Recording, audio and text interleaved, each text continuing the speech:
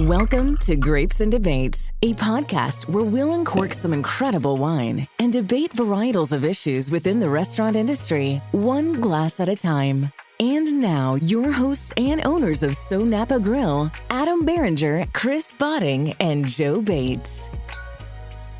Well, cheers, guys. Cheers. Yeah, how about this? All right. Well, normally we do a podcast called Grapes and Debates, and this is not quite the podcast. This is really an honor. This is something special. We are at our location in Jacksonville Beach. I'm Adam Barringer, business partner Joe Bates, and we have the honor of having Bruce Cakebread here. Well, it's a joy to be here, and so thank you very much. Looking forward to it. Yeah, we're getting ready to do a Cakebread wine dinner, which we are absolutely excited about. And for those of you who don't know, if you haven't heard of Cakebread, first of all, shame on you. But Cakebread, founded in 1973 by Jack and Dolores, and it went from a kind of a family winery to really an icon out of Napa Valley, and really known for the Chardonnay, the Cab, and for sustainable growing practices. And with that, Bruce, I'm going to turn it over to you. To have you here is absolutely an honor. Well, one, it's really fun. I'm kind of doing a market trip, traveling through different cities, and what's really a joy is talk about wine and talk about Napa Valley. Yeah. And so if you think about it, we've been very, very fortunate. You kind of pinch yourself every morning. Is we get to wake up in Napa Valley, yes, and grow grapes, make wine, and to me it's one of the best areas in the world, and it's one of the most beautiful areas in the world. And we have great restaurants there, great hiking. I enjoy hiking, mountain bike riding a little bit, and so it's just a beautiful region to come visit. And you can go over into Sonoma, some great restaurants over there in Healdsburg, and so this whole kind of North Bay area has really just been interesting to see from when we started in '73 to where it is today. So it's exciting, and you kind of like, wow, we got to live through this, and so it's been fun. Well, I would say certainly I think two of the greatest growing regions in the world being Sonoma and Napa, hence the name SoNapa Grille. I thought it was SoNapa. Oh yeah, or some people think South Napa. Anyway, it could be all of I didn't think of that other county across the way. But so combination of Sonoma and Napa, he fell in love with those areas, and that's kind of where the name came from. Yeah, no, it's great. And there's been a few wines that have been on our list for well over a decade since we started, and one has really been the Cakebread Chardonnay. Yeah, great. And one of my favorites. Well, and the first bottling was a '73 Chardonnay, right? '73 Chardonnay. Yeah.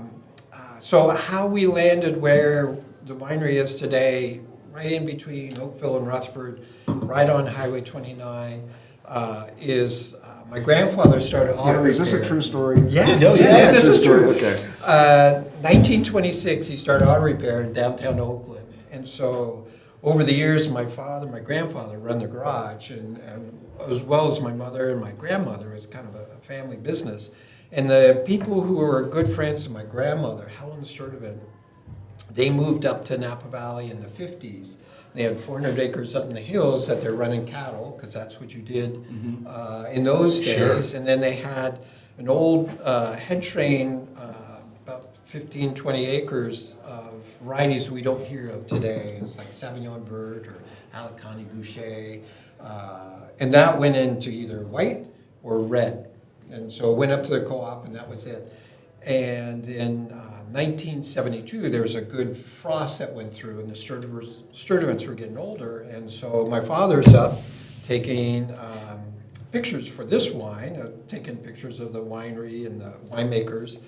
And so he stopped in to say hello to the Sturdivants, and kind of casually said, his father was kind of a shy guy, said, hey, if you ever want to sell the place, let me know.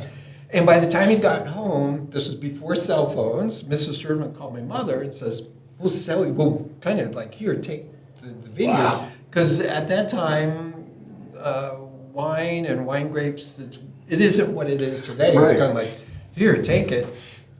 My mother's kind of like, I thought he just went up there to take photographs. And so there was a little bit of confusion and discussion. And so he got an upfront fee for taking photographs. And so he turned around, went back up there and used that check as the deposit on the property. And so the deal was is they both lived in the house till they passed on, and we would take care of the vineyards, not the 400 acres up in the hills. That was too much. And so being from Oakland, the Trefethens, Gene Trefethen, Janet and John's father was at Kaiser in Oakland, big employer. And so my father knew them, and Tony Baldini, who was their vineyard manager at the time. And so Trefethens had started up in '68, because this is kind of Napa Valley history. Domaine Chandon wanted to start up their sparkling wine project. So they put all the equipment in at Trefethen to see how, if they could make sparkling wine. And so you always pick sparkling wine earlier, and so they had all this equipment to make their own wine. And so they're one of the bigger growers at the time. And so that was where their first fruit came from, the Chardonnay, because Caneros wasn't there. Sure. Because no one had been, they planted it early, but it wasn't what you see today. Right. And so that was the kind of the source, the Trefethen vineyards. For 35 years, we were always buying fruit from them. And that's kind of how we started out. And then my father barrel fermented it. We had a small building, and he took his sample wine down to this guy named Phil Fate at the Grotzinger's Wine Company in Yountville, and said, "Hey, what do you think of the wine?" And Phil tastes it and goes, "I'll buy all you got." Wow. And so that's what my father said to me. Like, wow, you can sell this. And so that's kind of how we started. Then no grand plan, but about that same time I was getting out of high school. And so I went down, and I'm the youngest of three. Okay. And so both my brothers went to business school, and very studious, being the youngest, got to be different. So I went down and studied pomology, which is tree fruits. Grow peaches and walnuts and all that kind of stuff. And then in '76, transferred up to UC Davis, because back then you just heard more people talking about wine and vineyards, and so I transferred up there. So UC Davis had a wine program even that far back, because they're the premier. Yeah, they're the place to go. Cal Poly has a big program now, but back in that day, it was a long time ago, there's no grapes down there. Yeah. And so transferred up there, and then got out in '78. And my father got sick in '79 harvest, so he goes, "Well, you do it." We were making like 10 barrels of wine at the time, and so I pretty much made every mistake you can make in the book. And it's like, what do we do next, and that type of stuff. And then my mother and grandmother would run the garage, and my father would go out. Once you make it, you got to sell it. So he'd go out on the road, and I was making it. And so that's kind of how we were rolling there. And so you made it for a couple decades. Yeah, until 2002. Yeah, so we've been through phylloxera, we've been through all that kind of stuff.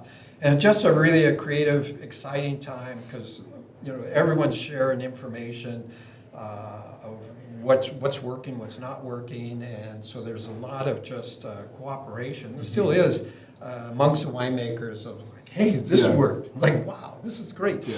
And so you got that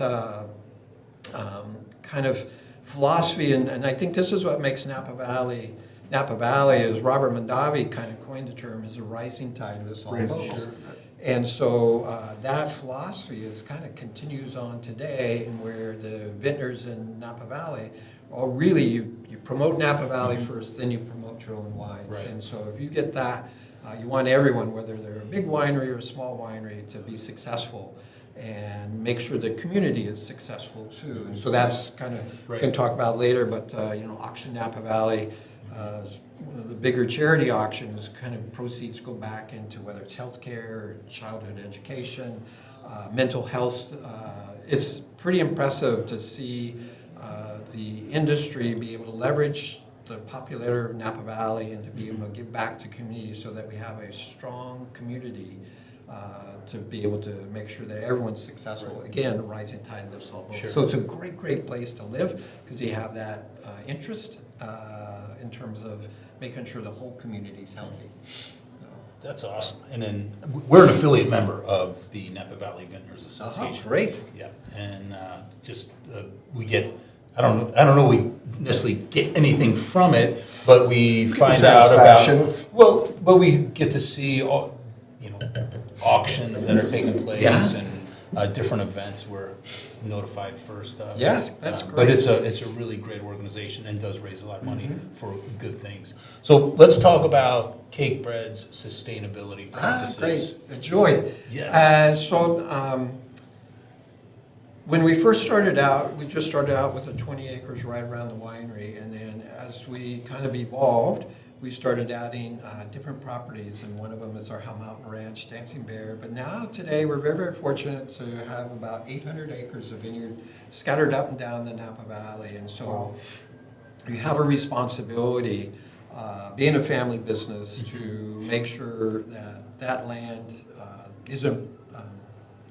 is better than when you got Yes. it. And so there's a lot of things doing that. And then we started looking, this is back in 2007, 2008.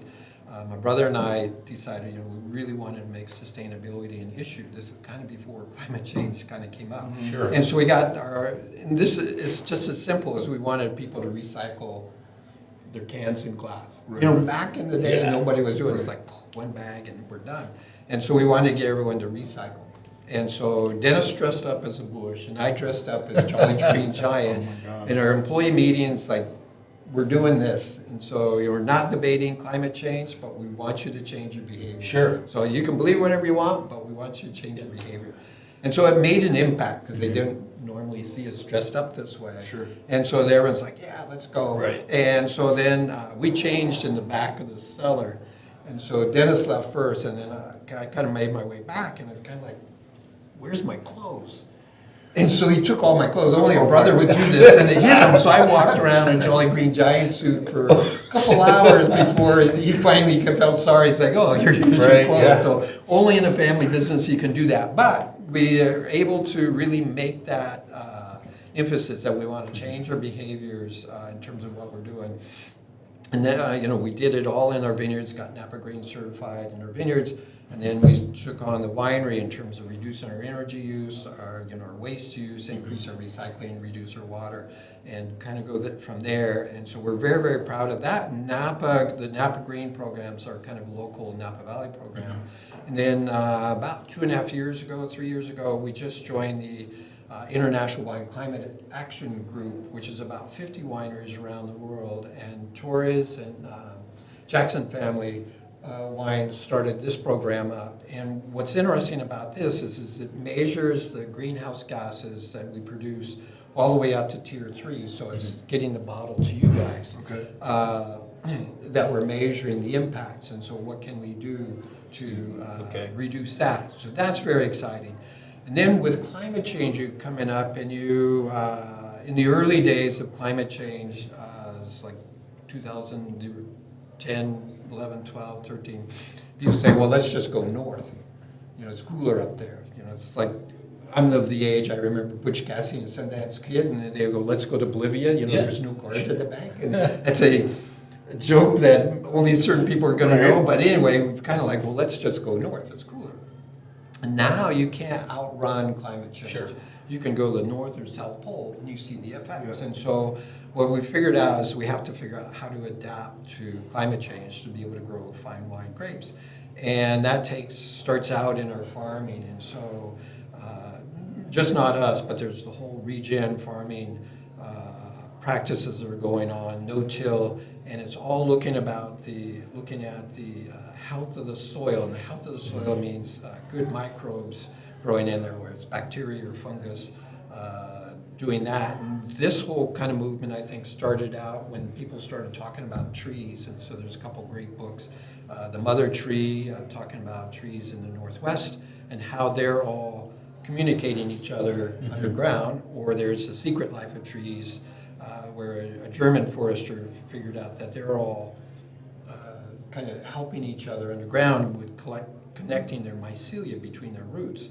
And so they can move back and forth. It's just a crazy thing. Yeah, you kind of look at me, it's like, Bruce. No, I know because I've heard of it. Yeah. No. And so, like our Sauvignon Blanc vineyard's been planted there for 35 years now. And so you can look at it as individual vines, that vine needs that, or you can look at it as this, 7 acres as a collective organism.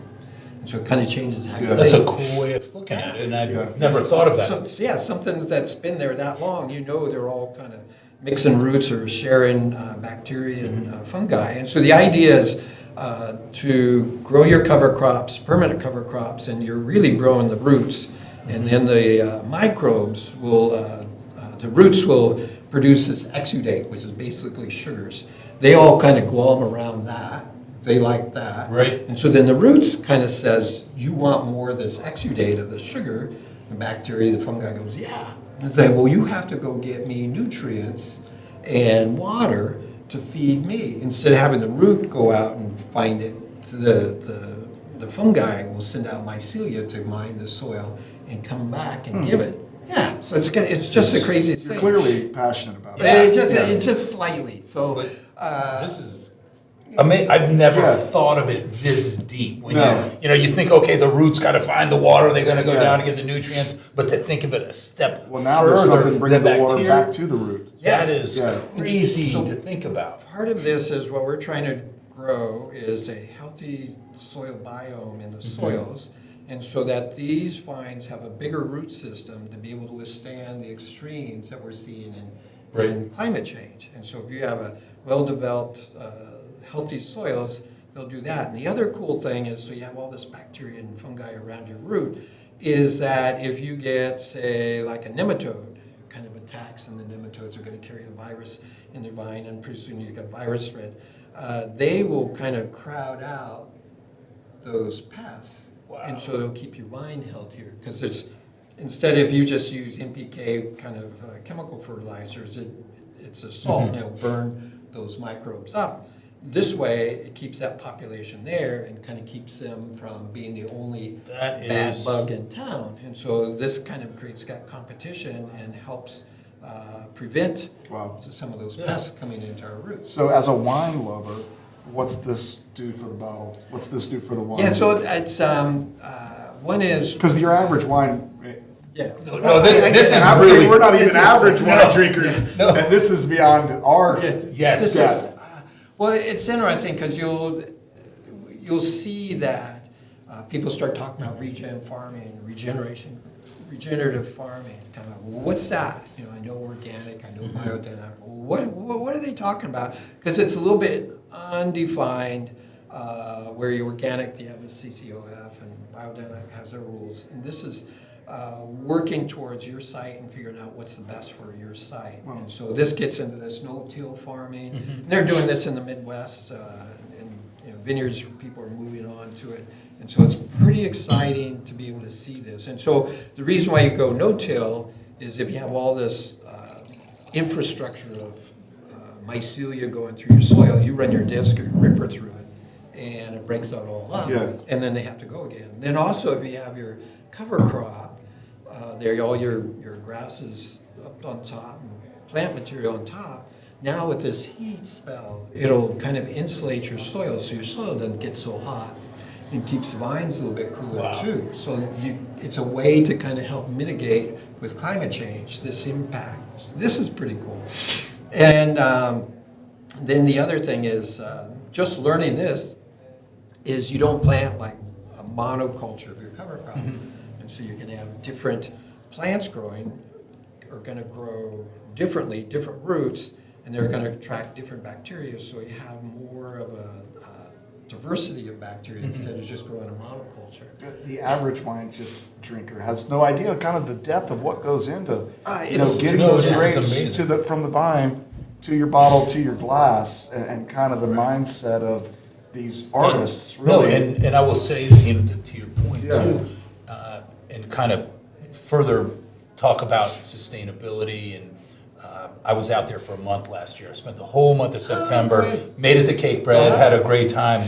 But we also went to Frog's Leap, and then John Williams, and then spent time at Ghost Block and went to their 120th anniversary of farming the land. And just what you're saying, that these guys are also, it seems that most of the people out there want to be good stewards of the land. And it makes me rethink some of our business practices, because if we're an extension of presenting ourselves as SoNapa, we need to be thinking of all of those very same things. Right. And it's just really awesome to hear it firsthand from you. Yeah, no, it's a lot of fun. And, so I got into, so both my brother and I stepped back from day-to-day operations in 2018, right? And so pandemic hits, and so we got a little bit of time. So I started composting in the backyard, kind of get a little bit bigger. And so my wife kind of just said, Rosemary just said, hey, our backyard is not a composting site. And so I kind of moved down to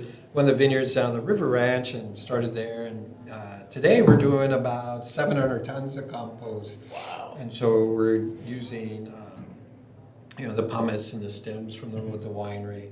I've got 4 different stables, like the horse manure from. I got some dairies, and once in a while I get some chicken, and then we have some big gardens, so we get all the landscape waste from there.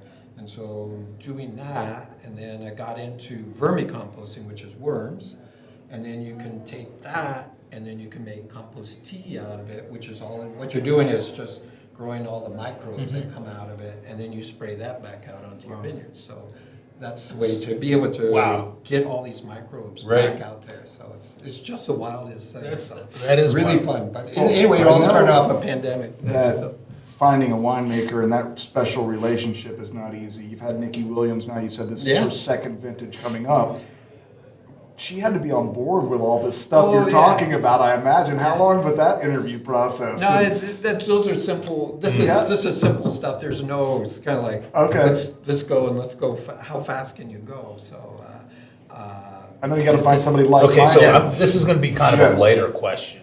So being an icon in Napa, and your history, do you drink wine every day? Oh yeah. Okay. So it's interesting because my wife also went to UC Davis. She's a winemaker in her own right. She worked at Spotswood. She was a winemaker at Spotswood for 10 years. She has her own small winery now. She makes Albarino, Grenache, and Cabernet. And so she's busy harvesting this week. And so so when our kids moved out to go to college, she kind of said, if you want to eat, you got to cook. Because she says, I'm done cooking. It's like, okay. And so she's very supportive because she'd sit there and go, eat something like, I'd go, did I do that? And she'd go, oh, this is very good. And so it's like, oh. So anyway, now I found that cooking is just really relaxing. Yeah. It's just like, you have a glass of wine. And so you have the wine that you use when you're cooking. So it might be a rosé or a glass of Sauvignon Blanc. And then we'll find that we'll have, sounds odd, but we'll have maybe 2 or 3 different bottles going. And then you don't drink the whole thing. You have a glass, and then you kind of like, well, okay, this one's been open for a night. Let's try how this one's going. And it's like we're tasting 2022 vintage Cabernets last week. And so you taste them when they're first open. You're kind of like, ooh, they're a little bit young.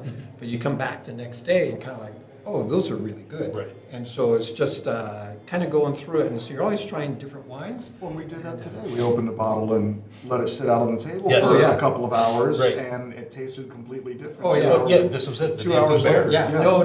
By the way, that is awesome. Yeah. But it does need a little bit of air to kind of allow it to open up. And so that's how we roll when we're cooking. Yeah. And but it's, you just keep, you can have 2 or 3 glasses or bottles going during the week, and they'll all get finished over the week, but you're trying different things and going from there. And well, so cooking is kind of in the bloodline. I mean, your mom wrote a couple of cookbooks, right? Yeah, I learned a lot from the cookbooks, and Brian Streeter, who's been our chef at the winery, has been with us like 35 years. Okay. And so I get a lot of inspiration from Brian, and it's pretty fun stuff, and he does cooking classes at the winery. Okay, so I'll tell you, we have an amazing wine dinner, and I don't know if you had a chance to look at these are all of his recipes, by the way. Great. So the first one is we're doing the Cakebread